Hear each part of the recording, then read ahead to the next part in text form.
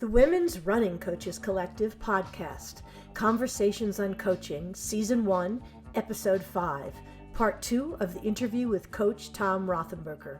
Interview by Charlotte Lettuce Richardson. One of the questions I had was, you have large teams, which is amazing. I mean, up to 300, 350. I remember the first time you came to Lincoln, scared the heck out of me because... One year we had 409 kids on the roster, but not many didn't finish the season. But you're right, they were very large. Yeah. So how do you, in a sense, we've sort of talked about this already. I mean, there are kids that are there to participate, kids for fitness, kids for social reasons. But how do you have a team of that size and really make it as successful as you have? Because obviously kids keep coming out, even if they're not the chosen ones, if they're not the kids that are going to be the top varsity, the top JV, aren't going to go to the district championships at the varsity level, aren't going to go on to the state meet. How do you have a program like that? I mean, I think there's one thing I think that is important, and that is that, and I've seen places where this hasn't happened, every child, student athlete that competes, their mark should be recorded. Right. Yeah. That you have to, as a head coach, have absolutely no tolerance for an assistant coach or a meet official saying they're just JV kids. Never. I mean, I've made up times. Right. They've been total fiction. But that kid's not going to wake up tomorrow and not have a time. And that, I mean, I laugh about it, but we will go to meets and we're running the 3,000 and I've got a student volunteer or a helper assigned to tape the finish. You bet. Because if that school that we go to doesn't have the aptitude to keep that in order, right, which oftentimes can be the case, that's unacceptable. Now, I can't impose on them. Sometimes they feel like I'm imposing on them, like, oh, you're going to come here and take control. I go, no, I'm just going to guarantee that my little JV girl who's going to run 15 minutes for 3,000 meters, her time is going to be recorded and be accurate. Right. You're not going to list her with a time that's 2 minutes off and then she gets us PR and she never gets to it again.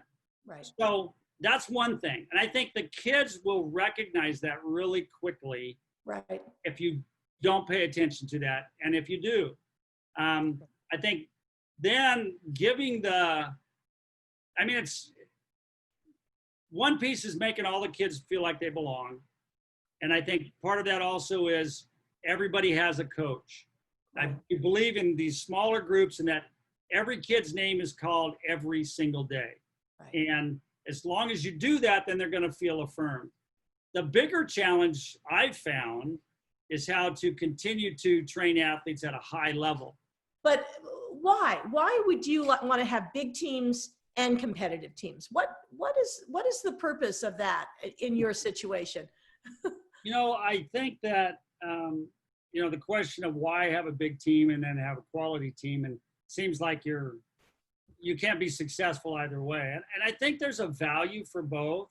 Right. I think as I've grown older and as I've matured as a coach, I'm beginning to recognize there's a different need for each group. How do I provide that need? And how do I direct that? I mean, I need to find, if I'm going to have a participatory program and a competitive program, I need to have like-minded staff members. I need to have people who agree with that I'm placing in those roles. You're about to say something. You're about to.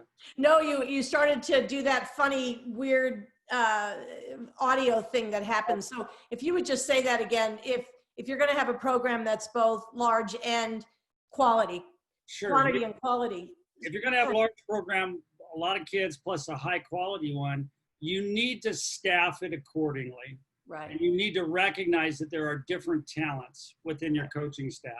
And you also need to recognize that in order to serve the needs, let's talk about your top end kids, your kids that aspire to be athletes, want to go to the district state meet or beyond in post high school. you need to set up a situation where they can both succeed, the participants and the athletes. And again, we went to a model or a change a few years ago where our participants don't practice as many days a week as the athletes. They practice Monday through Thursday, and the varsity athletes, the state level athletes, they practice Monday through Saturday. Right. And that gives those Friday workouts where those coaches and those athletes, they don't have 40 JV long jumpers. Right. You've got 8 varsity kids, maybe 4 girls, 4 boys, what have you. You can still dangle that carrot for the young emerging kid. Right. Participants and their parents, they want to go to the beach anyways. They're the ones who are chasing about practice. Right. The other thing is that I changed that has been successful was in track. I always used to keep all the kids there throughout the meet. Right. And I stopped doing that for participants. The Group B kids, as soon as their last event's done, we have a designated coach that they can check out with. Right. Because I had a little guy, he's a wonderful kid. He's taken 2 advanced classes, 3 advanced classes. He throws a javelin in the pre-meet at 3:45, throws 50 feet in the javelin, runs the pre-meet 100 in 16 seconds. Right. And then he has to sit for 3.5 to 4 hours because he's part of the team. And his mom doesn't understand, he doesn't understand, but I'm trying to treat them all the same. Right. It was a mistake on my part. And so now, as soon as he's done with those events, I've got one coach who understands participants, who's there to meet them, signs them out. Hey, have a great evening, get some dinner, do your homework. We'll see you at practice tomorrow. And and then on Friday, he doesn't have to come. And so that's balancing those two. I think there's value. I think there's sometimes, however, that I've allowed the team to be bigger than it should have, and I haven't held some kids accountable. I think it's me wanting them to finish so much Right. that I didn't hold their feet to the fire like I should have. Right. And that's kind of changed for me later in the career, where it's okay. It's not for everybody. Right. And it's okay to, have that difficult conversation like, it looks like you just can't make the time commitment. And that's okay. Right. That's fine. Right. No, I mean, I'm not upset, keep your team t-shirt, just turn the rest of your uniform in. It was great having you on the team, but that's, I don't want kids to quit, but I also say that it's not for everybody. And to me, that's a really freeing feeling. I know with my pole vault coach at Lincoln, poor woman, literally could not get through a workout, and the better kids would be waiting on the side, for her to work with them. And it got to that point that we had to limit the number of pole vaulters, first of all, and then secondly, the days that they were going to work out with her. But again, it helps your staff, I think, more than anything. I have to be honest that in the midst of this COVID-19 reevaluation of everything, Mm-hmm. I have some opinions about where I think the sport of track and field should go to be viable in the future. And I think, I'm as purist as they are. I've been around like dual meet teams, all this. The 3.5, 4, 5 hour track meet, I just don't think it's a good model. No. And I put on a couple of track events this summer for the Bowerman Track Club. They were fantastic, by the way. I watched. I feel privileged. And it made me really think about maybe we need to take a step back, Right. and look differently at creating a connection. And what if this week on a Tuesday, we have a 1 hour meet and it's just long, triple, and high jump. And that's all it is. Right. The other kids come in, they do a quick workout, they go home, and the meet from 4 to 5 is just the jumps. Right. How much fun would that be? It'd be exciting. And then Great. the next, some other day we're going to have just a throws meet. Right. It's just going to be shot, discus, and javelin. They're the whole focus. Everything goes to them. The other kids can come in and work out. And watch and be a part of that. Or they can go home and study, whatever. Right. But their parents of those throwers get to come in. Their kids shine. Everything's on them. And then we come in and another meet's we're going to run a 1,500 in a 100. Right. We're going to get a district 1 hour events. You know, you go to a basketball game, it lasts an hour and a half. Mm-hmm. You know, it's really confined. And we've only looked at it as, in some ways, it's out of convenience. I don't want to set all this stuff up, and I don't want to, you know what? It isn't that much to set up a bell and if you're doing different events, absolutely not. I think pop-up meets, whatever like that, could be the future of track. It wouldn't be the same, but it might be a whole lot of fun. And if you look at what the Diamond League's done and some of those other large events, they've kind of done that already anyway. Right. But will we serve our public, that the audience that way? I think you would. Well, think about, I don't know how many times I have just worried about my 3,000 meter runners, because they always have to go at the end of the meet. And it's, you know, they've either run the 15, they've waited the entire time, they're cold, they don't perform necessarily well. Yeah, the meets are long, and you know, you put one on, you come home and you have 2 days to have to recover from them because there's so much work putting them on. So really good ideas. And you know, the less events you have, the less kids you have on the track or on the field. With this whole COVID thing, it might be the future. It might be what we have to do in order to protect the kids. Some opportunities, and even if we can look at it as we get to do something exciting rather than, oh, we don't get to do it that way, we have to do that. Maybe it could be fun. Right. Maybe it could be an even better experience. It's different. It's not what we might harken back to years ago, but other sports have really adapted. And I think, you know, if there would be no 3-point shot in basketball if they were still doing it like I did when I was in high school. Right. And imagine the sport of basketball without that now. It wouldn't be as exciting. We may need to adapt a little bit, I think.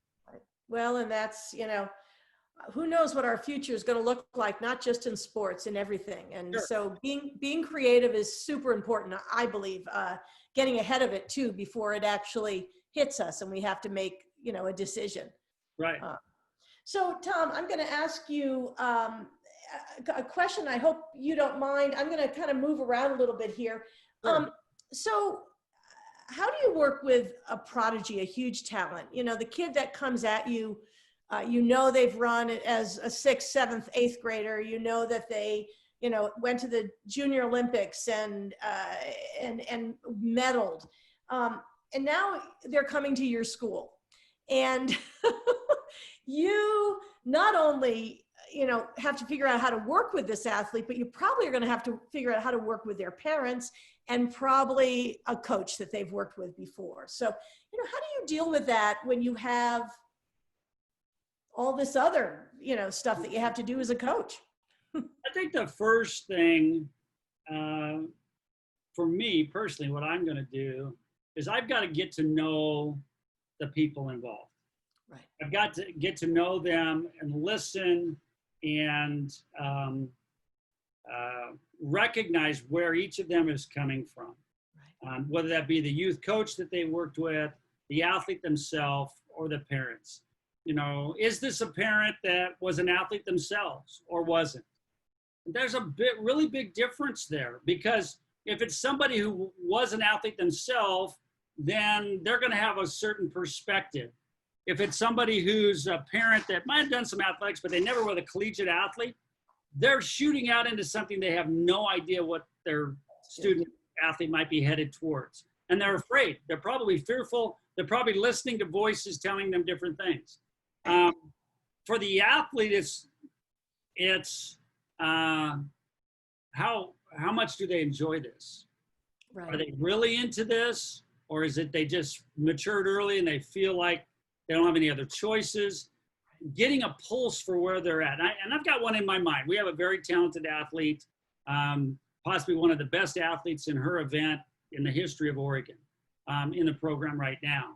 And finding out where that athlete is, and then I think similar to what a collegiate coach might have to do is, what have they done leading up to this?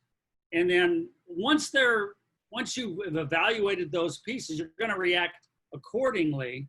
But it's still the same thing. It's about me beginning to communicate with that young person and build rapport with them. For them to trust me, I have to listen and then inform. And I have to listen, what have they been told? If it's a prodigy type of athlete, they've probably been told some things. And every athlete, whenever that transition, when they go from high school to college, middle school to high school, college to a professional career, you're wise to take stock of where they are when they come to you. Right. And then are you going to have to nudge their knowledge base in certain places? They're going to have preconceived ideas, Right. or they may have a different approach that was used. Not that one is right or wrong, Right. but how can you, and it's incrementally, little by little, that you start moving that needle. And then don't try to get it all at once. Mm-hmm. Certainly, I believe with that, I feel a responsibility when I know somebody has that kind of ability to be patient, Right. give them a longer term perspective, and Right. probably most importantly, from a middle school kid to a high school athlete, is to get them to enjoy process and not outcome. Right. And oftentimes those kids have been the focus. They've been and oftentimes it's a single middle school age athlete with a bunch of adults. Right. Well, we all know that some of the most rewarding part of sports is your teammates. Right. Right. And so spending time getting them to where they can be part of a group, part of the clan, feel like it. Right. Right. Teenage girls, even harder because of they may come through the door as a freshman and they're right in the front. Right. It's more rare with the boys just because of maturation. Right. Well, is she going to be seen as a threat? Right. Right. Okay, so I've got to make sure that they're drawing connections as kids, as teenagers, doing fun things together, being 14 and a 14 and a 16-year-old. Now you have that same challenge. What does a 14-year-old girl and a 17 going on 18-year-old girl have in common? They're in different worlds. Right. One's scared of the boys, the other one's crazy about them. one of them's, thinking about college, and one of them's scared to walk the hallways because they want to fit in. Right. So I think recognizing how can I take that elite athlete and blend them into the culture that you've created. And it's really important on both sides, but particularly on the girls' side, that I continue to coach, respect, engage that junior and senior, Right. not come preoccupied with this incoming freshman for two reasons. One, it's the right thing to do. Right. But you're being watched. And those freshmen and sophomores that see you, if you all of a sudden gravitate this direction to them, they see that you just, kind of kick the older kids to the curb. Is that me 2 years from now? Right. Right. If I don't run that fast, is that what you're going to do to me? Right. And so I think it's creating that family that this elite athlete, potential elite athlete, is becoming part of. And so that they complement it rather than they don't see it being seen as a threat. And once they have that safety within that clan, Within a group. Within a group. Yeah. then you can begin to meet their own individual needs. But their first big individual need is to belong, is to be part of something, not to be an outsider. And if they've been that talent, many of them haven't experienced that yet, to be honest with you. Right. Absolutely. And that's what I found is that if you can create that connection, their talent will show itself.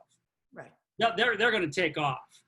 But And the kids in the team will support them as they become part of that group. What I love, Tom, is that you're thinking about the athlete. You're not thinking about how important it is for us as coaches, like you said, not to focus on one kid, put all your eggs in one basket, in the sense, bring them into the culture, the friendships they're going to create with these other kids, especially the older kids, I think, are super, super important.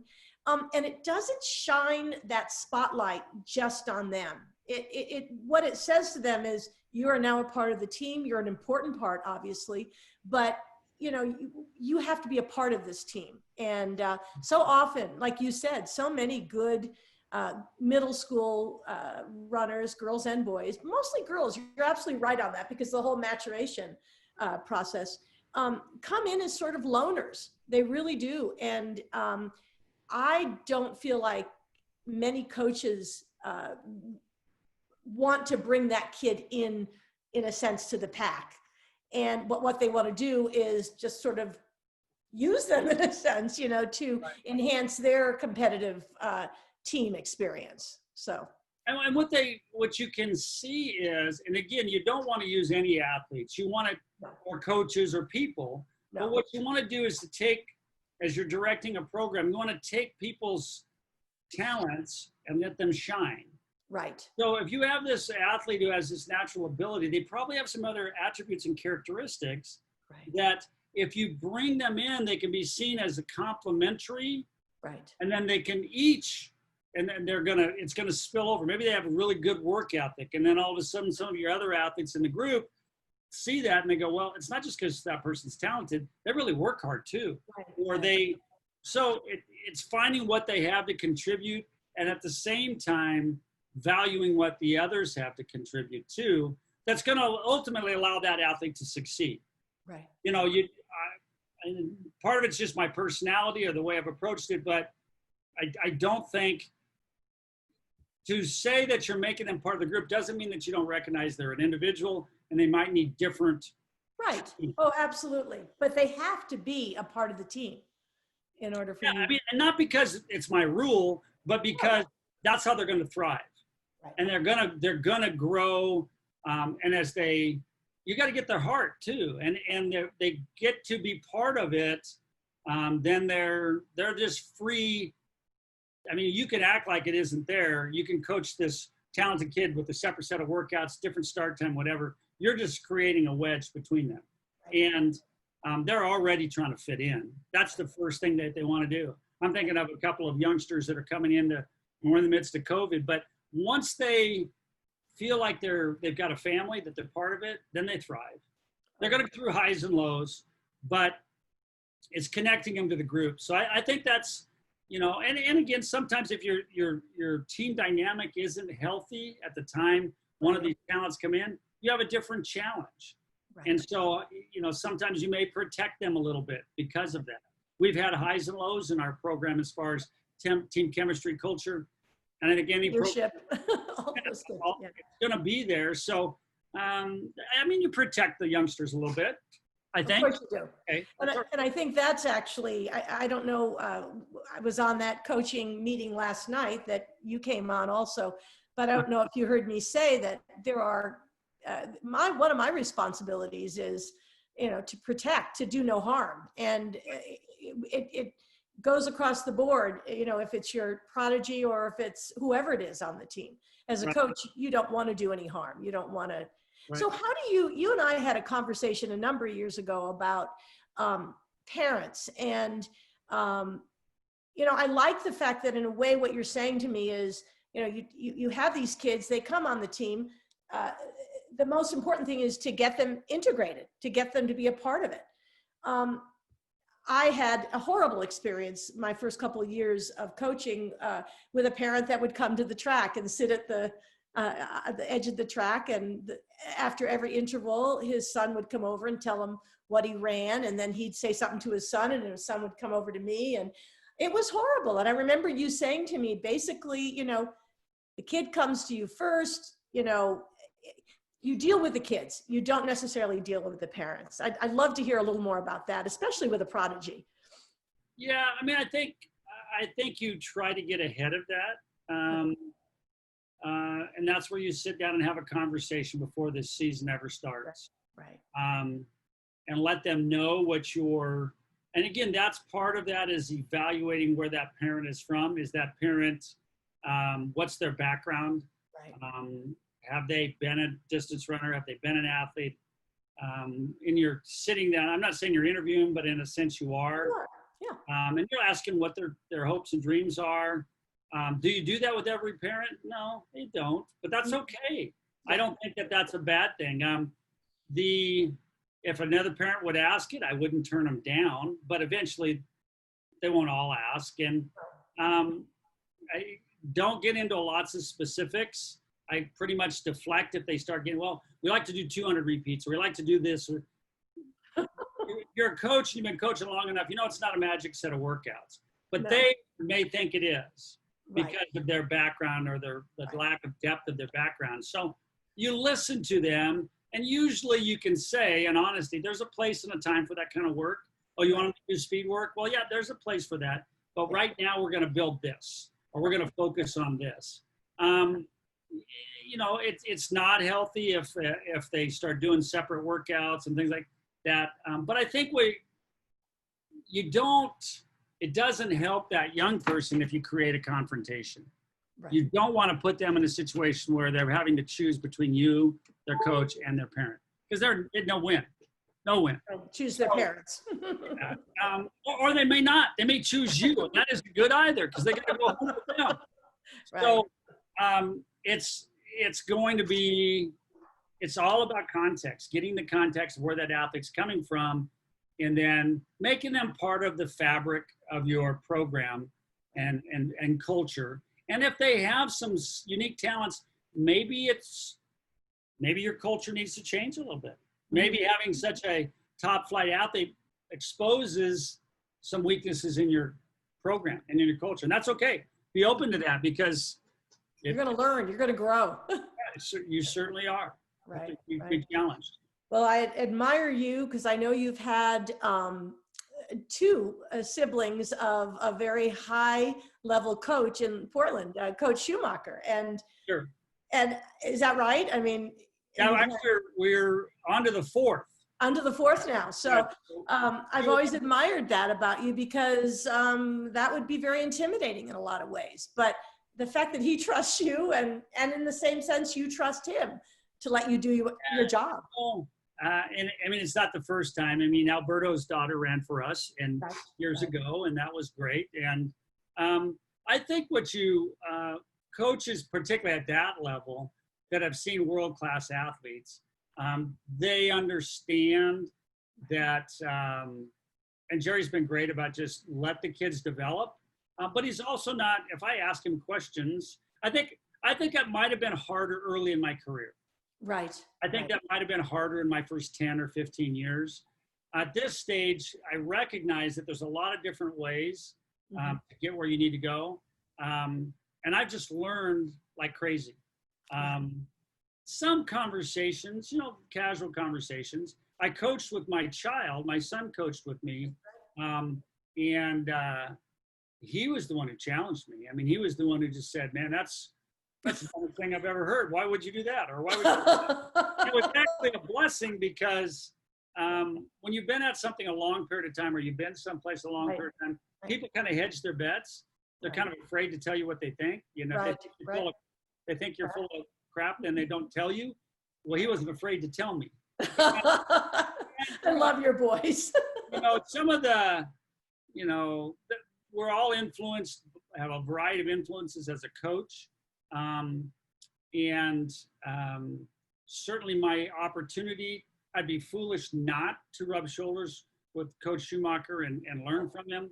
Right. Just like I would have been foolish not to rub shoulders with Pat Tyson and learn from him. And, each of those, you take away other sets of insights. And I think we're running faster, and I can't pinpoint it on any particular thing, but collectively learning from that. Right. Joshua brought a culture, a mindset to us at a time where we needed that. Right. And so this is Coach Schumacher's eldest son. Eldest son, Joshua. Yeah. Right. And then McKenna, who's now at Washington, and Ryan is a rising senior. Okay.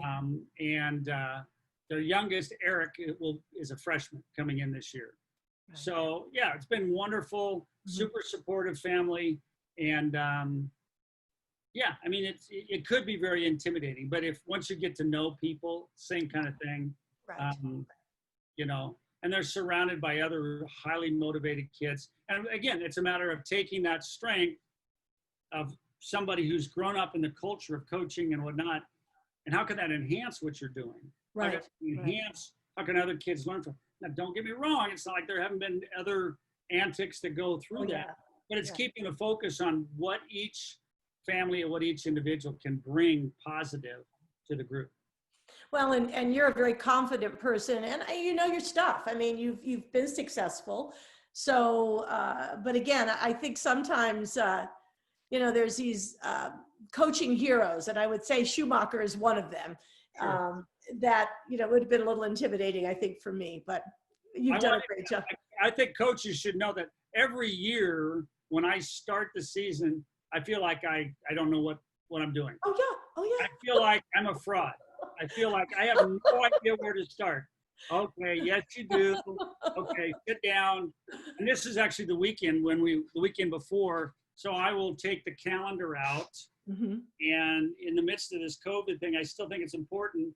What are you trying to do? And we're going to try to find 4 or 5 paydays that we're going to work towards in October, late September. And then what's the plan to get there? And what from what we've done in the past, but plus what I've learned in the last year, what am I going to try?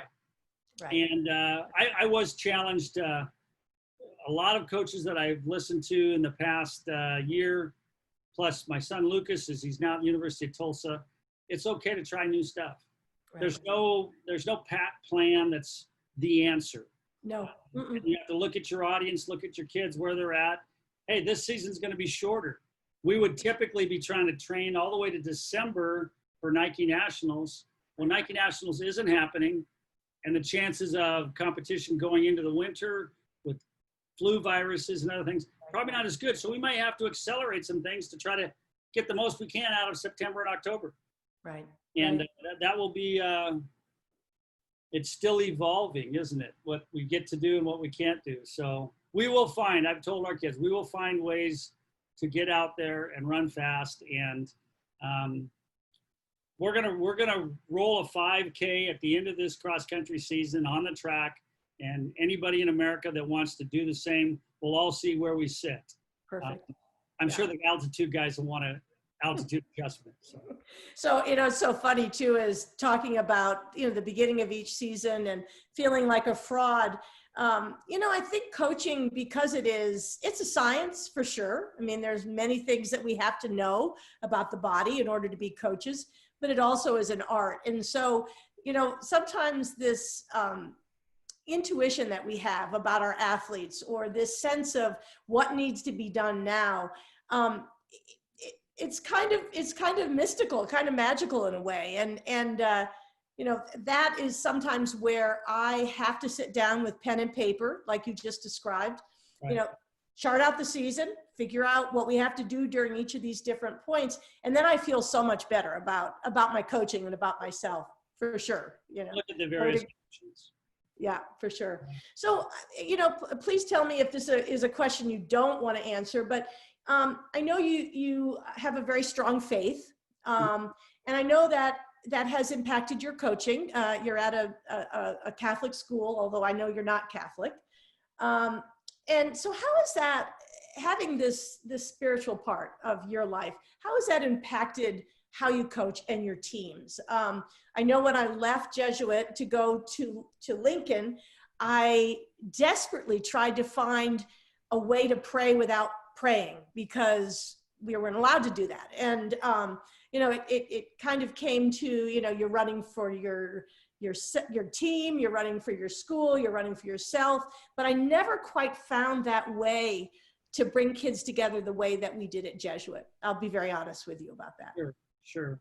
You know, I goodness gracious, that is a big and that's a big question. Sorry. Well, but that's okay. I think it's okay. I think that I think at this stage of life, you have a lot fewer answers than you used to have. I think when I was 25, I had a lot of answers. I think I knew a lot. Mm-hmm. And now the further out I go, the more I realize that I don't know. And I'm okay with that. Right. Whereas I think before I thought, you could get it all, right? You can learn it all, and you could whip it. You know, and I can't say that my faith isn't affected, and I don't know about your audience, but affected by the fact that I had a cardiac arrest 2 years ago. And that was my next question. So yes, go ahead. Let's talk about that, because I think that's very important. You know, if somebody wants the X's and O's, middle of track season, preparing for the Twilight Relays, this big meet that we hosted. I'd gone to Bend, Oregon, to the Summit Invitational, right? Over a weekend, a Friday and Saturday.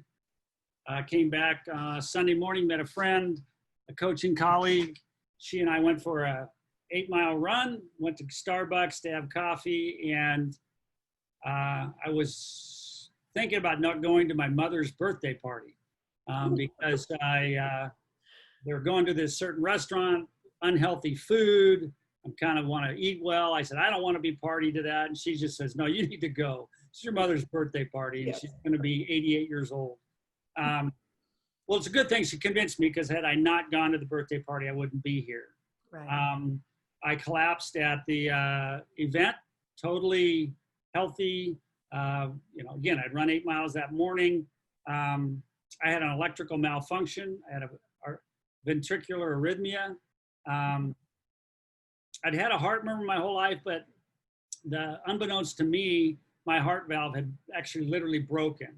One of the strings on the cordite strings on the valve had broken. Now, they can't say that caused the electrical malfunction, but I had no blockages. I had no cardiovascular disease, anything like that. So I was down. I did not have a sinus heart rhythm for 20 or 21 minutes. Wow. My family actually my wife got to the hospital before I arrived, because they kept me at this restaurant until they got my rhythm. I was put in an induced coma for 3 days. Right. Waking up from that wasn't fun, but I woke up. Mm-hmm. I had all broken ribs because of the CPR. Oh my gosh. CPR breaks all your ribs. What they had found was that that my valve was broken, and so that they said, we're going to have you recover, and we're going to schedule open heart surgery to repair the valve or replace the valve. We don't know which. And then following that, we'll put in a device, an ICD device, a device that acts as a defibrillator or a pacemaker if you need it. So that was all scheduled. So I went the next month, started walking, tried to get in as good a shape as I could. It was the end of track season. Twilight Relays happened a couple of days later. I was there. Your sons did a great job. Yeah, Chris Levy, my sons and people took over. And I had a month later, I had a decision to make whether to go to the state track meet. I should have gone. I didn't go. I had to live with a vest. It's called a life vest, that in case I had that event again, it would shock my heart. Right. Fast forward a little bit, they were able to repair it, didn't have to replace the valve. I started the recovery process, started walking every day. My kids are quick to say, there's some colorful memories about what happened when I woke up and all that sort of stuff. We'll save that for another moment. I was a coach, let's just say that. And so I've gone on to the recovery, and it was scary for a long time. Right. I would say it's about a year before you really feel normal again. Right. I remember 3 months later walking a flight of stairs at the school thinking I wasn't going to be able to make it up the flight of stairs. I wouldn't tell anybody, Right. but inside I'm terrified. And I was checking my watch and my pulse rate, and the cardiologist finally said, throw the watch away, you'll know. But I heard every heartbeat all day long, every day for probably 6 months. Wow. And then finally it kind of faded back into the background. And my heart function has returned to normal. They couldn't guarantee that it would. A year later, I had an echocardiogram that said it was normal again. Wow. So my limitations now, I can bike 25, 30 miles if I choose to. I can run as far as I want. It's my old bones that slow me down. You and I have talked about that. Pretty soon you get to the point where if I go for a walk or I go for a run, there's not a lot of difference pace-wise. So why beat up my bones? So all of that being said, how does that affect your faith? I mean, it can't but help to affect your faith. Now, I've had people ask me, well, what happened that 20 minutes? What do you remember? You know, when I was gone for 20 minutes. Did you see anybody? Did you? And I'll look at them and I'll say, do you really want to know? Do you want to know what I saw? And the answer is, I don't remember anything. I had electrical malfunctions, like the light switches turned off. Right. Now, does that affect my faith? It makes me,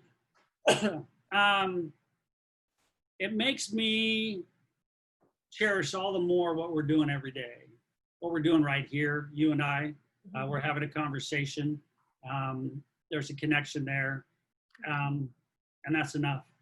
I'm okay with that. And I figure I'll address that when I get there. Now, how does that affect working with kids and people?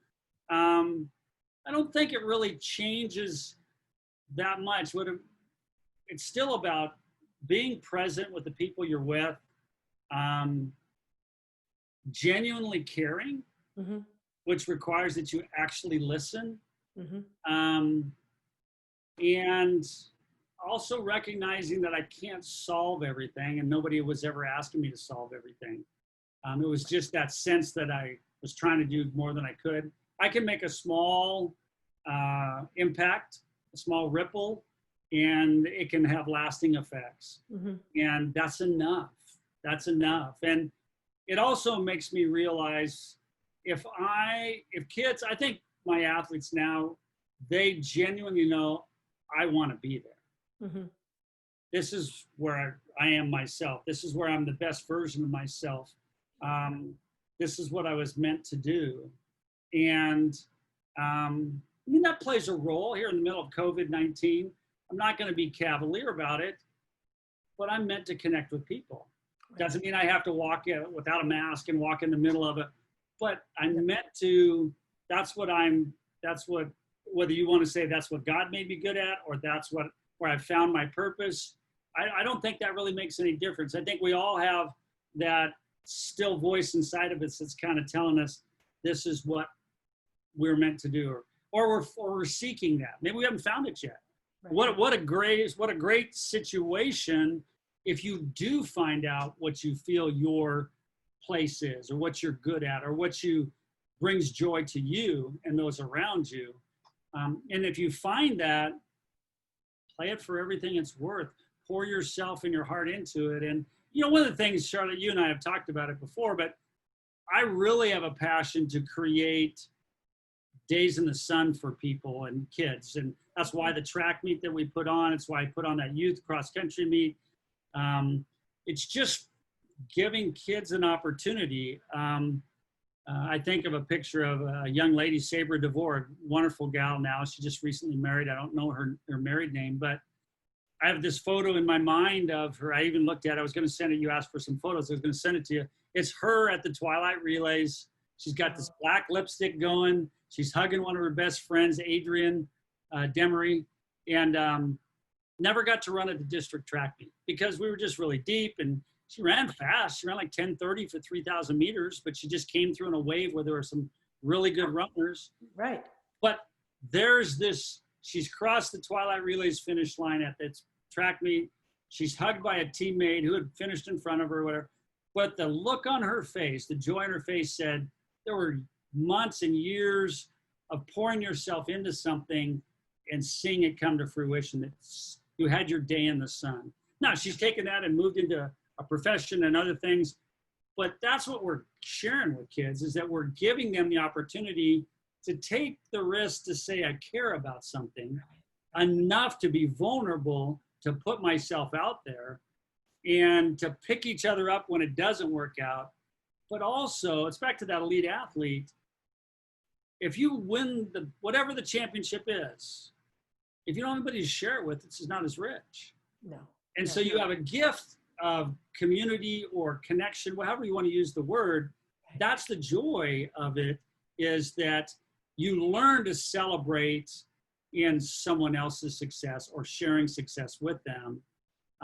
That's the memories. That's the cool stuff. And so is that my faith? Is that how my faith comes out? I don't know, but it's about humanity, being human, and whatever expression that is. And if you find that still voice in you that says, this is good, this is what you should pour your heart into, yeah, let's help kids find that. Let's help them be willing to take a risk and care enough about something to have it. I mean, you could be cynical. We had kids that just poured their heart into getting ready for last track season, and it didn't happen. But that didn't mean that it wasn't of value.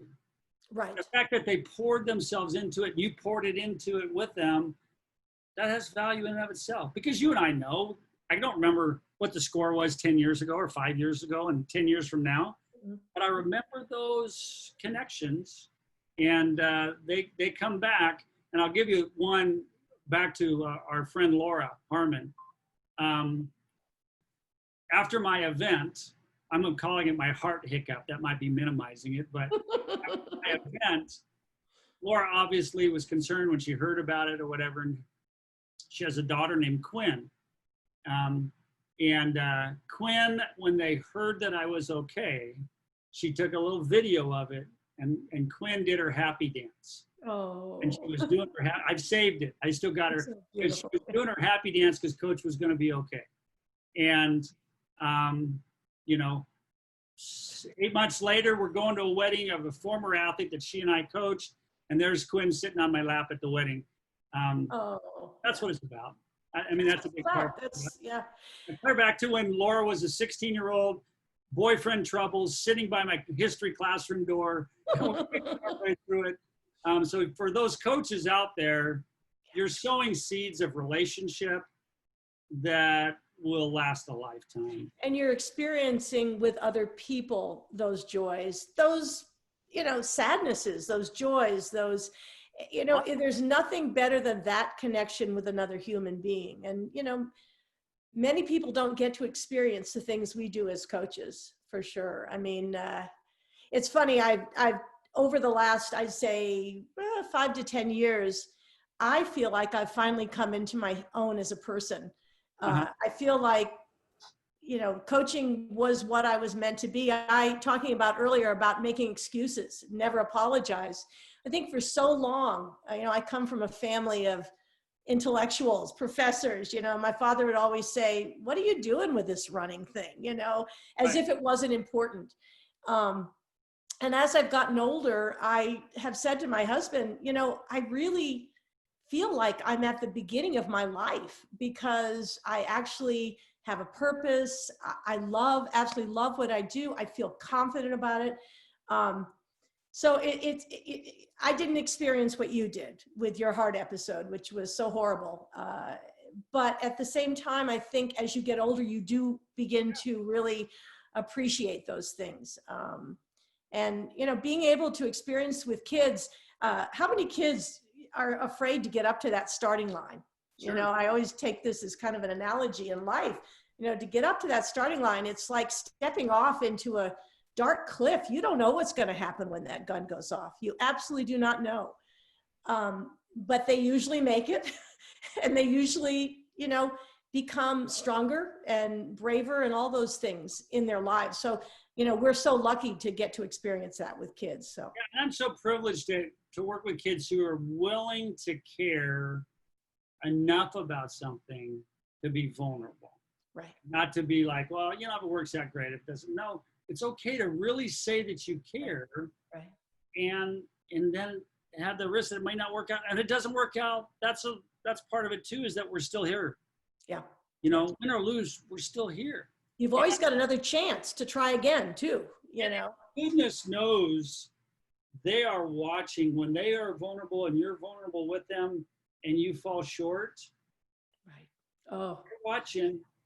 They're watching how you react. And, you just have to, yeah. I mean, and I did, as you get older, you it's just one of many. And so it helps you with that. But I understand for them,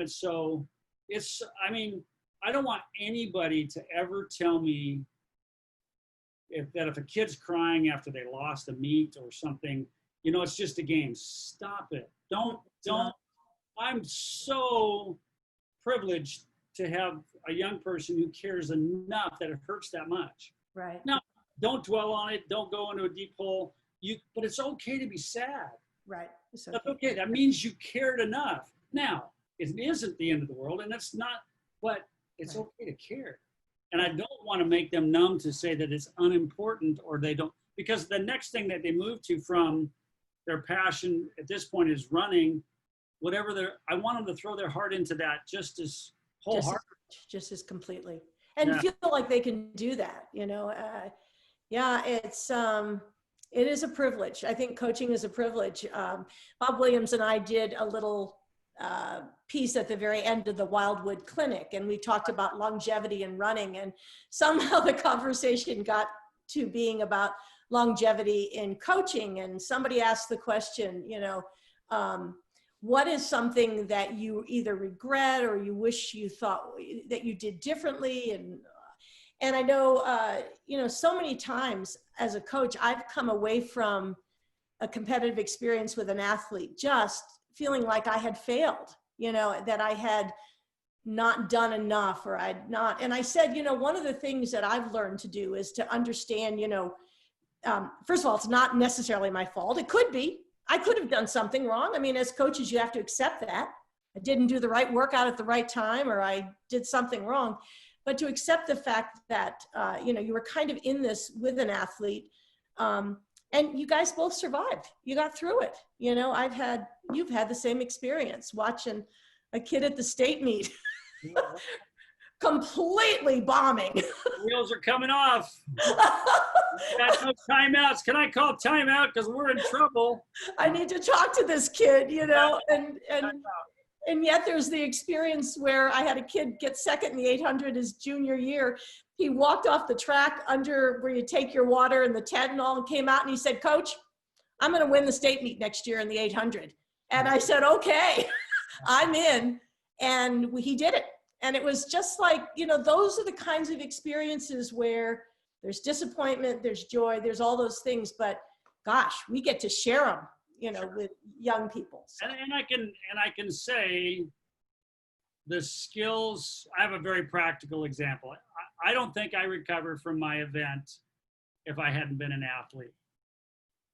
I don't think I recovered the way I have now if I hadn't been an athlete growing up. Tom, say it again, because you did that little thing with so you wouldn't have recovered.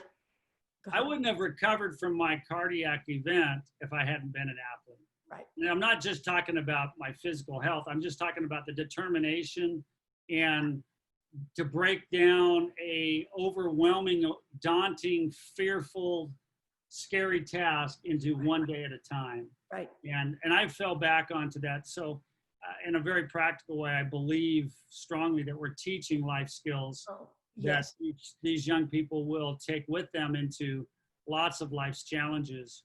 And there are, when I'm counting on somebody, I would love to have an athlete that has survived the of competition, holding the rope at the other end of the line if I'm over the cliff, because it does teach them something. It teaches all of us stuff. So it's a worthwhile task. And, I encourage all of the coaches in the midst of this, you have the opportunity in the midst of the challenge we're all facing with this pandemic to be a light that's going to give some people some hope and skills towards, let's just take the next step. Let's evaluate where we're at. Let's decide, we kind of came out of a race, whatever the last few months has been, it kicked our butt a little bit, but okay, pick yourself back up and let's set new goals and let's get after it, because there will be another side of it. And well, that's what we're teaching kids, is to be tenacious, to be able to fail and come back and succeed. I have a picture of me and Lynn Jennings. This is old time, and me getting beat by the first time with her at the New England Championships. And I'm about, 5 feet behind her, and we're right at the finish line, and she's winning. And I just look at that and I think, if I hadn't have lost to her, would I have even continued? I mean, I learned so much from that. I got one of those with Jeff Hess. Oh, do you? Oh, yeah.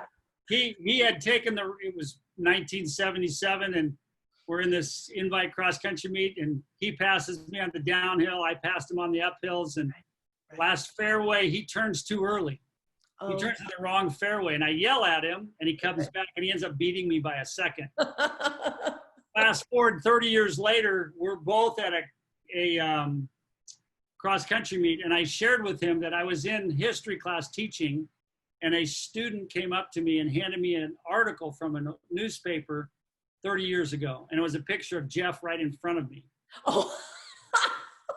I take that to this meet on the weekend, and I put it in front of Jeff at this, we're having a burger after the meet. He goes, "That's a great looking picture. I need me a copy of that." So those things stick with you, but boy, lifetime friendship, lifetime connection because of that, and mutual respect, all good.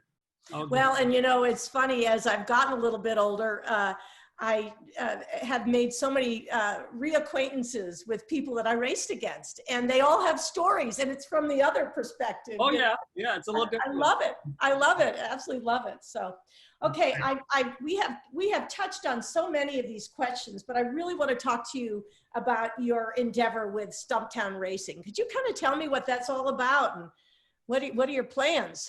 Well, so stumptownrunning.com is not racing, Stumptown Running, sorry. Yeah, that's okay. My sons, I have two boys, Nathan and Lucas, and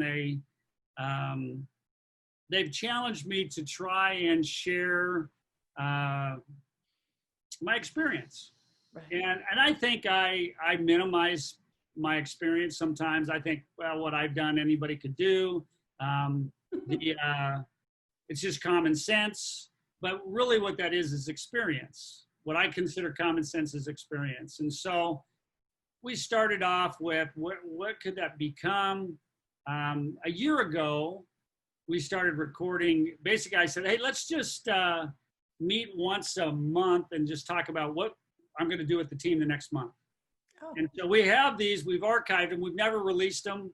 They were the kind of a season where we had two teams qualified at Nike Nationals. And we're very proud of the fact that we've qualified a boys and girls team. Only 3 other programs in the country have qualified more times, where both men and women got there at the same time. So I think there's a story to be told, because it's me musing about that. But also there's an element of event management that I do a lot of. Yeah. So it's kind of trying to, we wanted to release those, have those conversations in this COVID world. Everything's shut down, and a bunch of people moved into that place, which is fine. I obviously jumped back into the event. Right. I created this virtual track meet, that the Twilight Trials, that 47 states, 3,000 athletes, 600 high schools, which was wonderful. It took a lot more than I thought it would, just because it was virtual. So we're still trying to, figure out what that place is for that. I delved into Mondays with Coach Roth through the summer, just to kind of see how that felt. Mm-hmm. And that was fine. I mean, I'm comfortable in front of an audience. I'm comfortable in front of a camera. Right. My heart is really twofold, is to try and share experience with that next generation of coaches and the current generation. And then how do we create opportunities, continue to create opportunities? And what does that mean? And that may, I shared a little bit about that vision about not mega events, but maybe these pop-up kind of events. And I think maybe coming out of this world of COVID, maybe that's a place where it's headed to anyways. So, I mean, it's really just me attempting to share my experience with others. Kind of like I always welcome the chance to have this kind of a conversation. No, it's fantastic. Yeah. Because I know that I'm going to gain something, but I also know that I have something to offer. Right. And so, yeah, I think it's, I guess I look at Stumptown Running as me continuing a conversation with an audience. And that audience may listen now and may, Percy, I'm not to compare myself with these names, but I go back and read Percy Cerruti or Arthur Lydiard or something that somebody may have written 5, 10, 20, 40 years ago, Right. and it'll speak to me. So Yes. this is a medium, podcasts and video conferencing. It's all mediums that I've learned so much in the last 10 years because information is so much more readily exchanged. And there may be a book someday, but I think this is a way to reach an audience much sooner and much faster. Well, in the Women's Running Coaches Collective, one of our goals is to educate and to inspire and encourage, and people like you, coaches with many years of experience and a lot of success. People are hungry for that information. I can tell you right now that I've learned things from you and thought about as I'm listening to you about things that I haven't done well or things I've done well. And I do think that there is really a place, Tom, for, I don't want to use the word older, more mature coaches who have been in this game a long time. We just interviewed a woman named Diane Woolley. I was talking about this. She is a head track and field coach for men and women at the Western Illinois University. She's been in this, she calls it the biz, B-I-Z. She's been in the coaching biz, for close on to 40 years. And, both of us, I think I mentioned that in an Instagram that, she says she's continuing to learn. So I think there is a place. That's what I'm trying to say. I think Stumptown Running, is a gold mine with you in it. I really believe that. And, just keep at it. Like I said, one of the Women's Running Coaches Collective members, Melissa Hill, is working on podcasts now for us. Right. She listens to them all the time. And you said you did also. Yeah. Oh yeah. I do a lot and I listen a lot, and, and it's, I think that, like for all of us, there's a busyness, just a life. And so it's finding that balance, and it's finding that I out of the COVID challenge, this crisis, I don't think I'll ever stop coaching a group of athletes. It doesn't have to be a huge group of athletes. And I've really enjoyed over the last year and a half, really coaching 15 or 20 of each gender. Yep. And I'm having a great deal of joy with that. Right. I know the school's going to be reaching to me to try to go back to the big thing. And I'm happy to continue to mentor coaches. But I really I like the connections I'm having with and they're super young athletes. They're just freshmen, sophomores, up to seniors in high school, but they're still kids. And I've got a meeting with an incoming freshman girl this afternoon. We're going to have a little Zoom meeting and talk about what she's dreaming about and her goals. How are you doing on time? Have you got? I'm fine. I didn't put a time on that. So okay. If you've got like 10 more minutes, I've got a couple of more questions. I mean, Women's Running Coaches Collective, one of our missions is to be mentors and trying to find coaches who are willing to do that. It's kind of like, I think Diane Woolley said, passing the baton, respecting what you have been given by other coaches. I mean, we all, in fact, I don't think I asked that question of you. Oh, yeah, you talked about your coaches that you worked with in both high school and college, but I think there's a huge place for what you're doing, Tom, and I hope you continue. You're very articulate, you're smart, all those things, and I think you'd be of great value, really, to the coaching world. So, thank you. So I'm going to ask you a question about young women or young men who want to get into coaching. What advice would you give them if they want to get involved in coaching? I would say to do it, it has value. I would say it's a lifestyle.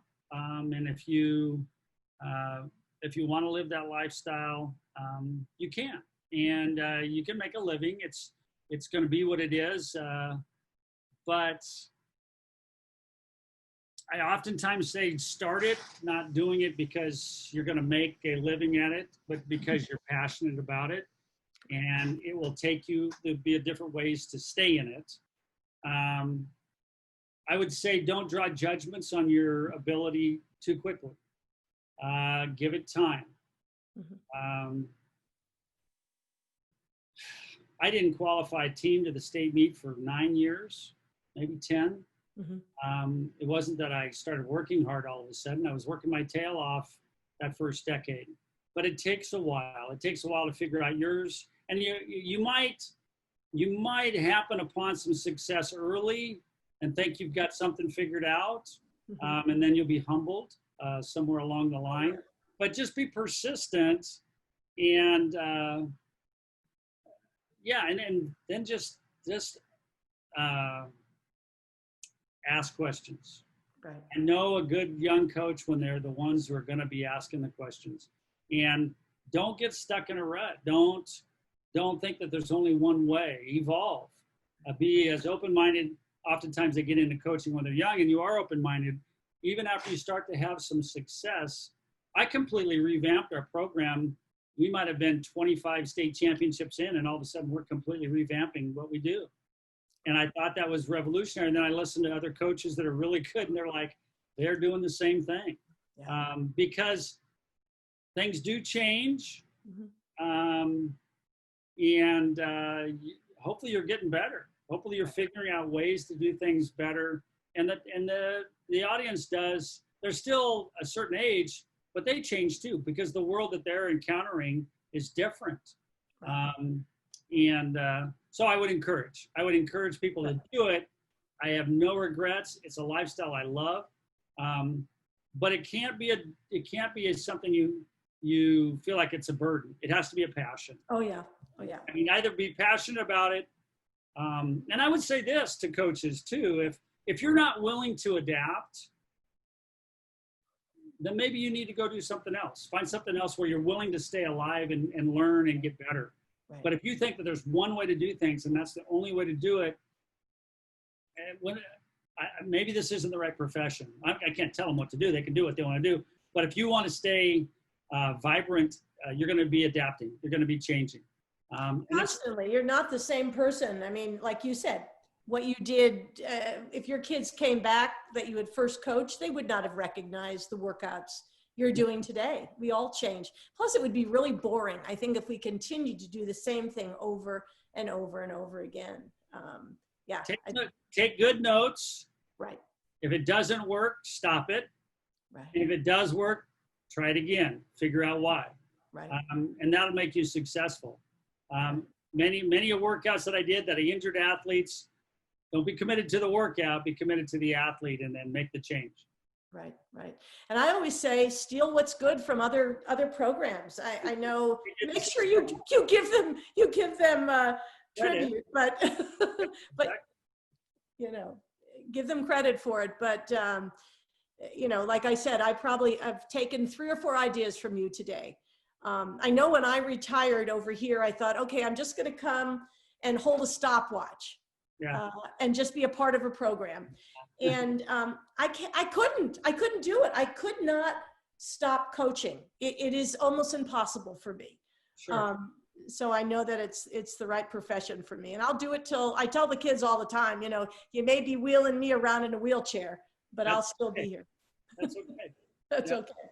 So I guess the last question, and Tom, I'll ask you to tell me, I know I've skipped a couple of questions here. It's because we sort of touched upon them, but if there's something important that you want to say, let me ask this last question, and then you please go ahead and add to this. But so have you, we've talked so much now that with all the protests, with Black Lives Matter, I think many of us are beginning to realize that we need to have more diversity in our staff, in our world in general. And I don't mean to put you on the spot with this, but how has the landscape changed of your coaching staff in terms of gender and race? Has that been something that you've been working on or thought about?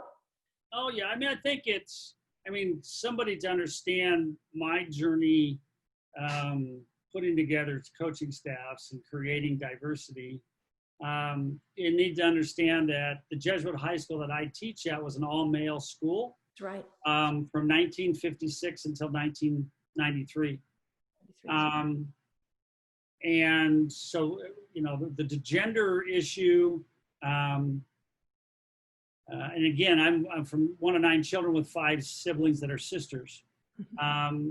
So pride's not the right word, but I take a lot of appreciation from having been able to create a women's athletic, I've been part of creating a women's athletic program at a formerly all-male school. Yes. And that's come with highs and lows and lots of learning. Some of the challenges that we've talked about with the women's collective about the challenges in making gender equity, making opportunities, attracting coaches, all of those things have all been very forefront. I did make a list of some of the wonderful coaches and the privilege I've had of, as we created a program. Cheryl Wardell, who is a teacher in the Beaverton School District, and she helped us launch our program. Andrea Casey, former athlete, and came back and coached with us. Roxanne Asp, Roxanne, a teacher, then went away into business and came back, and was a wonderful coach. In creating a women's track program, I became the head men's and women's track coach for about 10 years. Right. It just grew to be too much. And Marcy Kamen, she was Marcy Warnicki at the time, a heptathlete at Linfield. Yes. She was a counselor at our school, and she stepped in, outstanding hurdle coach, stepped in to be our head coach for a period of time. Laura Harmon, had the privilege of Laura joining us and having seen Laura's career take off. Trish Levy went from parent to being a coach and been in the program for 10 years. So I see that as finding female staff members or people interested and finding opportunities. I think one of the challenges, and if I focus on the gender involvement in athletics, is understanding and this is really for everybody, a lifetime and a career takes twists and turns. Right. And as head coaches or program directors, my advice is just keep the door open. If you have that young coach and she starts coaching for you, we have 2 young coaches working in the pole vault now, right, and they're in their early to mid 20s. If they decide they get in a relationship, they decide to start a family or they start a new career, right, and maybe they're not able to continue, keep the door open, right, because maybe they don't work full time. Maybe they just work 1 day a week. Right. And then 5 years from now, their kid's in grade school and now they want to come back. They stay connected. So I think being creative in that way, because of all of those ways that life can twist and turn, I think that's important.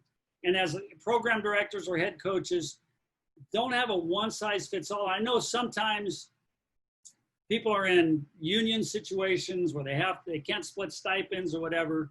I'm a big fan of volunteer coaches. Right. And then if the volunteer coach later on, they say, hey, listen, I've been doing this a couple of years. Is there any way I can make a little something so I can tell my wife? So I can tell my That's like my husband saying to me, why are you volunteering again? So she could tell her husband that, hey, I'll take us to Hawaii or something if I could make a stipend, whatever it is. And if you give them a new jacket, make sure you give one for their significant other. Keep them engaged, keep them involved. We made a decision after I came out of my cardiac event, and I recognized that, maybe it's time for me to play a smaller role, continue to maybe narrow my focus and coach distance runners in a way I really wanted to. Right. The first professional I wanted to hire was Raphael Lambert. Raphael Lambert's an African-American. He had been a coach for us. He'd been an athlete for us, went to Boise State. So we got that connection to Boise. But I believe strongly, and he and I talked about this, that it was important that the head coach at Jesuit High School be filled by Raphael Lambert. Because as an African-American man, he had so much to offer. And because of all of his talents And for him to be in a position where he's in charge of this program for whatever stature the Jesuit High School's track and field team has, he's the head coach. He's in charge. Right. And it's been a blessing and a privilege to work with him. And it's been great because it's moved from, now it's Raphael and Tom. And it's now that relationship. It's not Coach Roth and a former athletes. Yeah. And it's been a privilege. And how that has related, I can't say other than it's important that we recognize the value of that, and that we give opportunities to that, and to recognize when the structures already built in aren't there, and that we can see opportunities and give those opportunities, and we're all better for it. So how it's affected me, it just make you aware that you need to have the eyes to see opportunities and to have the courage to act on those opportunities. So it's partly perspective, seeing what could be, and then having the courage or the fortitude or whatever it is to take the action when you have the opportunity. Well, I know when we did our session on changing the landscape, we talked about obviously volunteering and mentorship and all that, but I think just the fact that we have to be aware and hire people of color, male or female, in terms of just, what does the world look like out there? We need to make that effort to be diverse as head coaches. And I think that's really important. And I also think, that even though Oregon is a very white state, as is Portland, we do have kids of color. We need to have that diversity on our staff. I think it's very important. And it's an effort that we have to make. It's not that we have to think about it. And I kept saying on that video session that changing the landscape, that you have to plan ahead too. Oftentimes a head coach doesn't have the money to hire another coach or whatever, but you have to think about, who am I bringing into my program that is a volunteer? Like you have an ex-athlete that would be a perfect fit for your program. So I think it's important as a head coach to really make an effort to plan ahead as you move forward, because we have to do this in our world. We have to, give more people opportunities of positions of power and respect and all of that in order to change our world. I believe that. I think that those of us that have been in the profession for a long period of time, I think we need to recognize, as much as we may think we don't really sway anything, I think we need to recognize that we can have an impact. And if we do speak up, we can have an impact in a positive way. And how much that actually means, I think, I oftentimes think, well, I'm just this high school track coach, history teacher that just, who will ever listen? But I think it does make a difference. And I think that we have developed communication skills that we take for granted. Right. And the ability just to articulate your thoughts. So I appreciate the opportunity to articulate some of that. Tom, I just flashed on a cross-country meet at Jesuit High School, and I'm an assistant coach there. And I get there early and we have to go measure the course. I don't know if you remember this, but I had to hold that wheel and you drove the golf cart. But I remember just thinking to myself, having the opportunity to talk to a coach like you, who had experience and knowledge and was willing to share that with me. And how much that means to a young coach. I wish that I had I could have heard this conversation when I started out as a coach, because it would have helped me so much in terms of, just knowing how to approach the whole thing. Not only do you have to be a leader, you have to be, you have to plan workouts, and you have to put on track meets or cross-country meets, and there's this multifaceted job as a coach. And I think having somebody like you kind of calmly telling us what needed to be done would have been huge for me. Huge for me. So. You know, it's funny, you get into those situations, and I have some young coaches right now, and you'll ask them that question, okay, here, see what we got. What do you think? What would you do? Right. And then they start marching down a road, and you're thinking in your mind, oh, no. No, but I understand, but you don't say that, right? You don't say that to me like, okay, I guess I do have experience, because if you do this, and this, the parent's going to do this, or the other athlete's going to do this. So you just pose a question very Socratically. You just like, well, if you do this, what do you think so-and-so is going to, oh man, I didn't think about that. Right. Oh man, I didn't think about that. Okay, yeah. Right. And that's what you begin, is that experience tells you that every action is going to have a reaction. Right. And so you need to be 1 or 2 steps ahead. And then that affects, it doesn't necessarily change, but it does affect what you decide. You may choose to do that still, but you understand there's going to be this ripple. And so you better prepare for that ripple. Or you may be proactive to avoid that ripple, or whatever it is. So, yeah. Well, and you know, I was so privileged to coach with you. So thank you so much. You've made a huge impact in my life. And it's been a privilege. Thank you, Charlotte. I enjoyed the time, and I look forward to listening. Okay. Thank you, Tom. Bye-bye. Bye now. For more interviews, go to www.womensrunningcoaches.org. For podcasts, go to Women's Running Coaches Collective. Original music by Hank Richardson, Lonesome Rock.